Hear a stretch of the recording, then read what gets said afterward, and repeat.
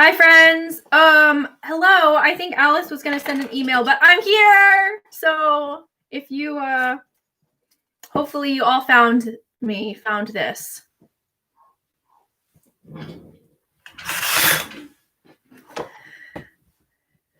I hope this is.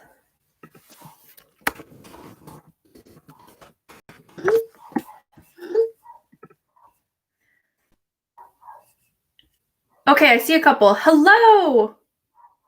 Okay, good timing. Dwilmers, I'm glad you're here. I apologize for the tech difficulties, but we made it. If you could type in the chat and let me know who's here, that would be fabulous. And today we're doing something a little bit different. Hi, JT.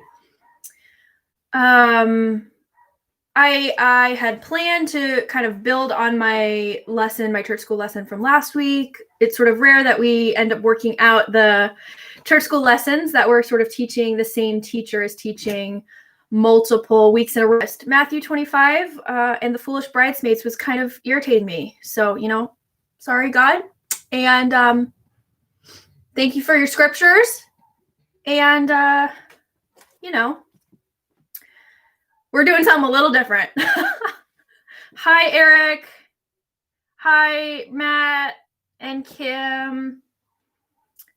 I hope Alice is not stuck on her email, but I think I did text her, so hopefully that worked out all right.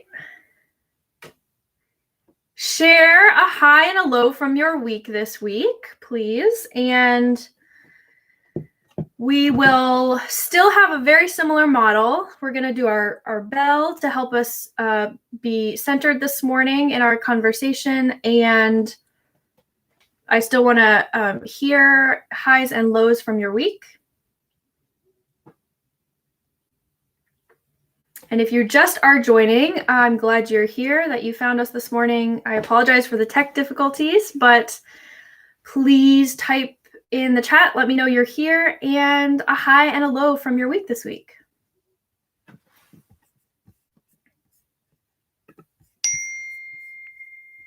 I'm live. Excellent. And my computer is making notification sounds. All right.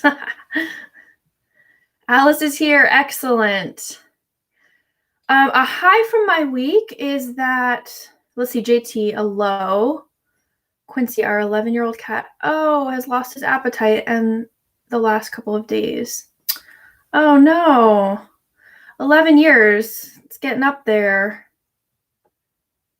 And JT's high for the week was having lunch with Anne Reed and an outdoor walk with Lisa Hales. I love that. That sounds like a lot of fun. And I'm sure, JT, it was probably meaningful to be able to see some church friends that you may not have been able to see in person recently. So awesome. Yeah, keep us posted on Quincy. I'm sorry to hear that. Yeah, since the before times, right. I will share that a high from my week was that Jesse and I, my husband Jesse, my partner Jesse, and I decided we wanted to build a fire pit because, the virus, and be able to be outdoors with our family. Even when it's a little cooler out. So we did that yesterday. And last night we lit the bonfire and roasted marshmallows, which I found out Ella, my kid, does not like marshmallows, but Jesse and I had a great time eating some chocolate and marshmallows by the fire. So that was a high for our week. Donal says that his high is 6 weeks until his birthday. Oh, and who's counting, Donal? That's exciting. And Donal, can you tell us how old you'll be turning in 6 weeks? Yeah, and his second high, JT, I'm glad that you brought this up. His second high for the week was that Central Square, which I assume is close to where you live, or maybe you were walking around there yesterday, was going crazy after the election was called. I will say that this Sunday, teaching Sunday school today is a little bit different than many past, because we've never had an election decision of any kind really happen on a Saturday, which, is just a day before we do this. So that is certainly going to sort of inform how we talk this morning. Okay, yeah, so JT lives close. Were they doing fireworks or cheering, music? JT, tell us about that. Oh, is it Duncan's birthday soon? I missed that. Duncan's birthday's today. Well, yes, give Duncan the happy birthday wishes for us, Matt, from all of us at St. James's.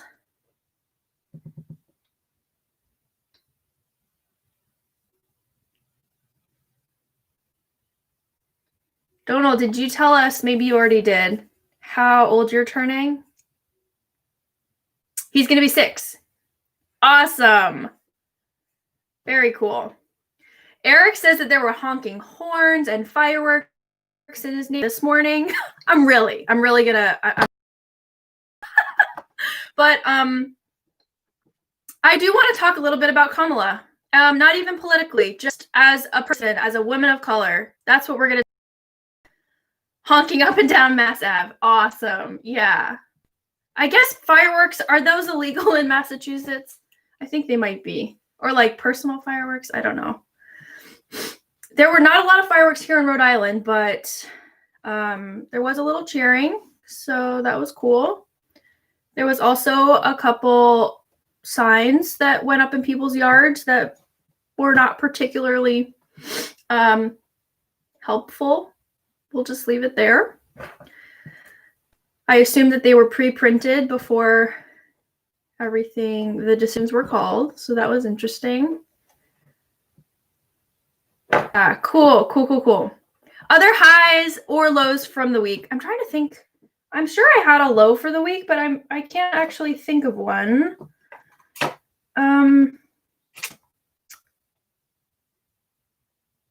Yeah, I don't know. Maybe others will have. Fireworks here were followed shortly by a brief sound of siren. It's funny, Anne. Yeah. Lots of honking up and down the street. Very cool.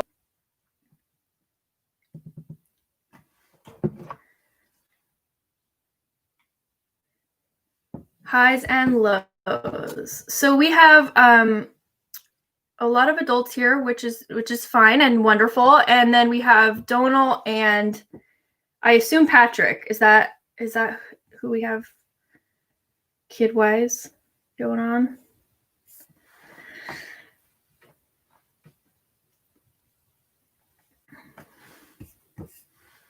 I do want to start with our bell, as is our practice.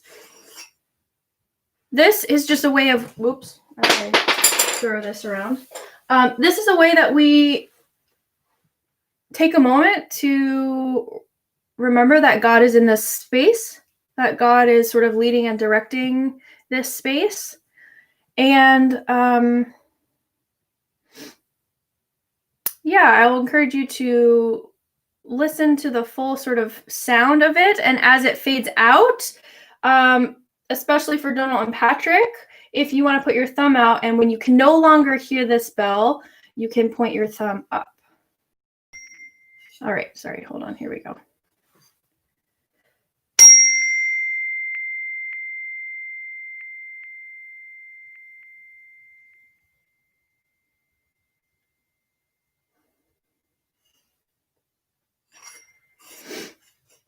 All right. So, I am getting some weird notification from my that I just want to check and make sure everything's all right. There was an earthquake. Okay, yeah. Sorry, there's a lot going on here this morning. There was an earthquake here in Rhode Island. I was in the shower and I kind of yelled to my husband because I lived in California for a very long time. Did you guys feel an earthquake in Cambridge? Okay, you guys did. Yeah, so it just, because we lived on the West Coast and right on a fault line in Santa Barbara for many, many years, I kind of freaked me out for a moment. They kind of been talking about for years, the big one in that area of the country, and you thought it was a train. Yeah, weird. So I kind of had this like moment of panic of like, our house is gonna fall down, even though obviously nothing like that happened. And Jesse was like, no, you're crazy. There's no, I mean, he didn't say that, but like, there's no earthquake. What are you talking about? So anyway, you all felt an earthquake. That might be my low for the week. But everybody's good and safe, it sounds like, I hope. Very strange. You guys don't typically get earthquakes out here, right? That's like a little strange, yeah? Okay.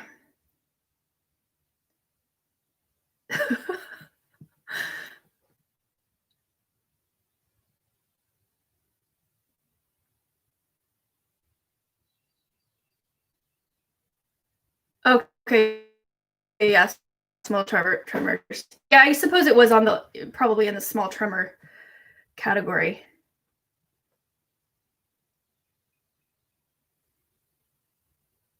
Okay, yeah. Interesting. All right, cool. So anyway, interesting. So we have a couple folks joining us. Welcome, Marion King. Excellent. That's funny. All right, so I want to talk a bit about, I hope that you all will continue to comment and react and respond. I'm hoping to open this up a bit to more conversational. However, as a biracial woman, I want to talk a bit about what it was like for me to see some like Kamala Harris speak to our country yesterday. I grew up mostly in white neighborhoods and white schools and mostly white churches. I knew pretty early on. I must have been 18 or so when I saw I saw the first woman that I had ever seen behind a pulpit interpreting the scriptures, and my life started to make a little bit of sense in that moment. And I said, I want to teach the scriptures, and I want to distribute the elements. So that in that sort of moment, I knew that was something I felt called to do. But I did not I don't know that I can look back on my life and think of a biracial woman who I looked up to professionally. So seeing someone on stage, a daughter of immigrants, seeing somebody articulate so clearly and use phrases like systemic racism in a public space was extremely powerful. I think I'll share two stories.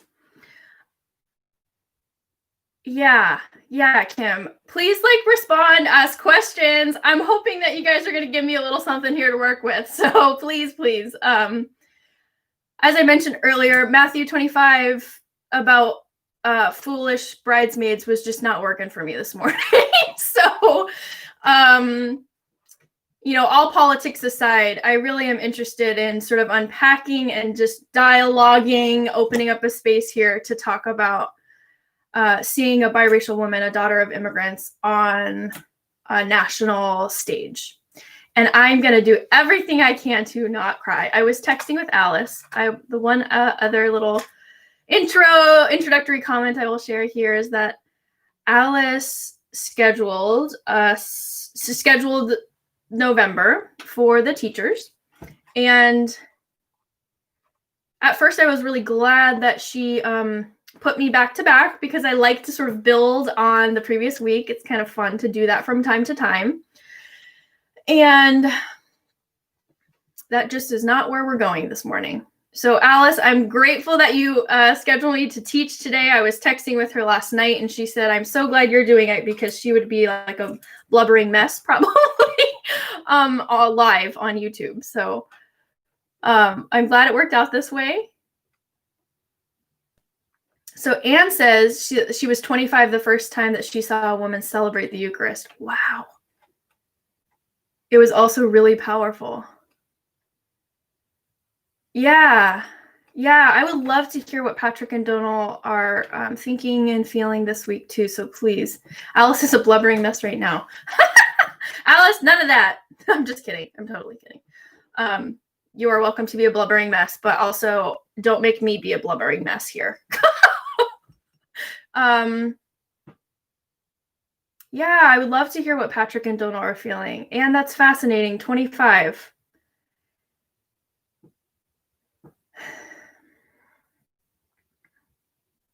So I'm going to share two stories. One was, pretty young to feel so compelled to sort of do this job. I sought out professional mentors, which typically were white men, just in the context that I was in. And one time I was in a meeting where I was sort of discussing some theology and working out my own theology and all this with a senior pastor who was older white gentleman who I'm actually friends with still today, but I remember being passionate about something. And to be quite honest, I don't recall what the conversation was about, but I was sort of conveying something in a passionate manner. And he called me belligerent in that meeting. He said, "You have to stop this. You're being belligerent." And I was like, what? Like, I'm just trying to figure this out, I just so remember this feeling of like, whoa, I'm being told to be quiet right now. And to stop communicating this. So Anne says she was 20. Still, that is like, even, yeah. And I can't recall where you grew up. I don't know if it tended to lean more like in a progressive kind of context, not politically, but even just socially, I guess, or not. But 20, that's still quite old to not see a woman sort of doing, yeah.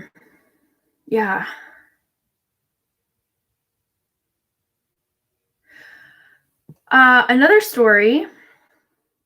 I think I stayed in that position for maybe like 6 months longer, and I was like, yeah, this is not a good position for me to be in. So then I moved on to another congregation, and it was good. It was generally really good and formative professionally. I was also working under an older white gentleman who, I think it was like I think it was a membership class that he was leading and had asked for some RSVPs. And long story short, I won't really get into nitty-gritty details too much, but he left a pretty angry voicemail on my phone. And I kind of am shocked to look back on this encounter and realize that I stayed in a position that somebody sort of felt like that that it was okay to yell at me on a voicemail like this for like another year and a half. I don't really know why, but I did, and I was sort of affected pretty strongly, but I just sort of suppressed it. And I didn't have a biracial woman, professional woman, to sort of come to and say, hey, is this normal? How should I handle this? What's a sort of responsible and mature way to go about it? So I honestly, I just didn't, I sort of ignored it. So all of that to say, seeing Kamala do her job and do it well, I didn't realize how much I was missing seeing someone that looked like me. Yeah, Ella, she was in bed, so I don't know. Ella, my kid is 4. She's almost 4, 3.5. and she goes to bed. Honestly, Alice, it's funny you ask, because we did want her to stay awake, but she pretty much, when the sun goes down, she's ready to like do her nighttime routine. My kid is like the most responsible 3.5-year-old. She will tuck herself into bed. She will walk herself to bed and say, Mom, I'm tired. See you later. I'm going to bed. Like, who are you? So Jessie and I, we were hoping that she might stay up. Although we could show her today, so we'll see. She will probably look for a moment and then go play with something else. But I will share one other story. Again, please, Patrick and Donal, did you guys watch any of the speeches last night? Has there been anything that has struck you this week that you want to share with us? Patrick liked a lot of the words that Kamala Harris used in her speech last night. Yeah. Patrick, do you remember or feel comfortable sharing what some of those words might have been? And you guys did watch the speeches. Awesome, awesome, awesome.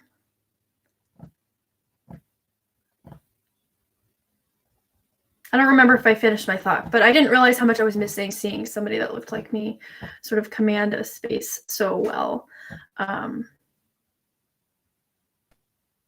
What was the other story I was going to share? Hold on. Patrick remembers that Joe Biden didn't put his mask back on after the speech. Yeah, Patrick, yeah. I think I noticed something like that. Or like somebody maybe shared the microphone after him that I was like, ooh, careful. It's interesting the things that we are attuned to now, and sort of sharing space, sharing a microphone. I did notice when I think it was Joe Biden's wife, who, when she went to give him a hug and say something to him, she took her mask off and then put it back on after. I also noticed how Kamala and I believe it was her Black relatives, maybe there were other identities mixed in there, were dancing on stage when the music was playing and the fireworks were going, and then Joe Biden and his white family were all standing there. Wow. I hope you all can appreciate that, because if there was a Latino family up there,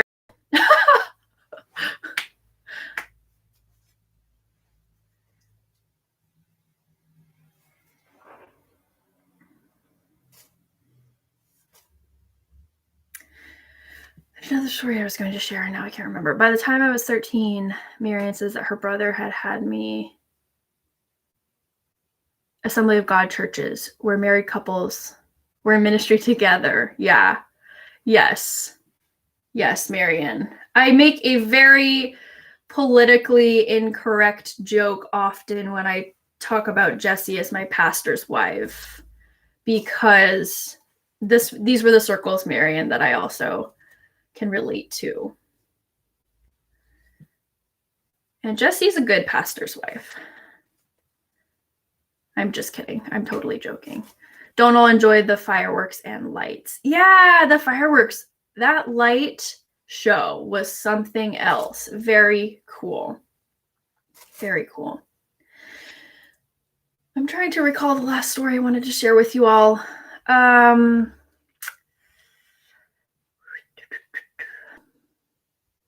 Well, we're almost out of time, but if you want to share any other thoughts from your week, any other feelings, I suppose Donal is not on a lot of like social media and stuff, and probably Patrick is not either, I assume. But I wonder about what it means to understand people who maybe are different from us in all kinds of ways, whether that's theologically, politically. What does it look like to listen to each other across these differences? Yeah, good. Okay. That wasn't like a quiz at all, Anne, but I was just, a little bit of context.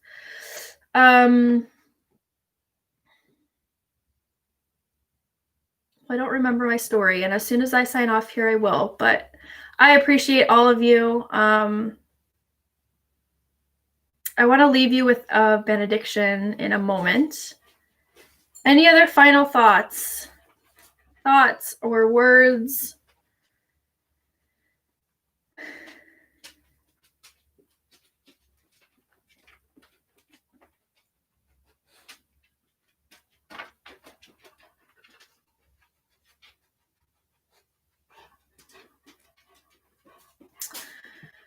I will just close by saying I believe that the scriptures always have something for us. I will encourage you to go onto the church service link or later today or at 10:30 or later, or to look at the scriptures for today, even though we didn't talk about them here as we usually do.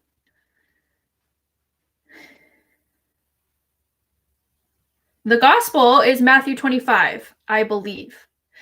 But if you want a treasure hunt task, you might open up the bulletin and confirm that that is, in fact, the gospel for today. Matthew 25, I don't remember the verses off the top of my head. So maybe you can look at it and see. Patrick and Donal, as a closing thought, did you happen to look at the link last week from the bulletin to see what Rev Matt called last Sunday in the liturgical calendar? Do you remember? That was a long time ago. I know. 7 days in pandemic / election season.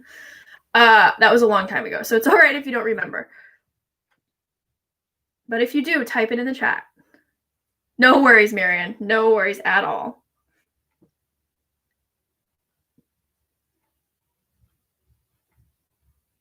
That on the front list week last Sunday. And I'm curious if Patrick and Donal went on a little hunt to find out what that day is called and what Rev Matt calls it. Different churches and different priests may have different words, but it's all sort of the same meaning. Does that make sense? So different, but we don't remember. It's all good. You guys looked. I'm really impressed that you did that. So if you want a refresher, you can look from last week, but then I would also encourage you to look at what the gospel text is for this week. Yeah, I don't remember last Sunday either. I can barely remember, what I ate this morning for breakfast, so we're good. All right, friends. Thank you for being here this morning. I know that there's a lot of emotion and excitement going on right now. 2.5 years ago, exactly. But let me leave you with a benediction. May the Lord bless you and you. May the Lord's face shine upon you and be gracious to you all the days of your life. Through Jesus Christ our Lord. Amen. Thank you, friends. Please feel free to leave any thoughts, continue chatting with each other here, and I hope to see you at the church service and coffee hour on Zoom.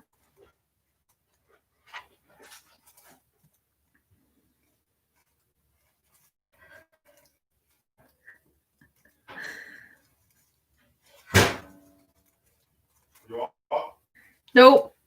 People are making comments about you photobombing. Last week. Oh. All right, friends. Bye.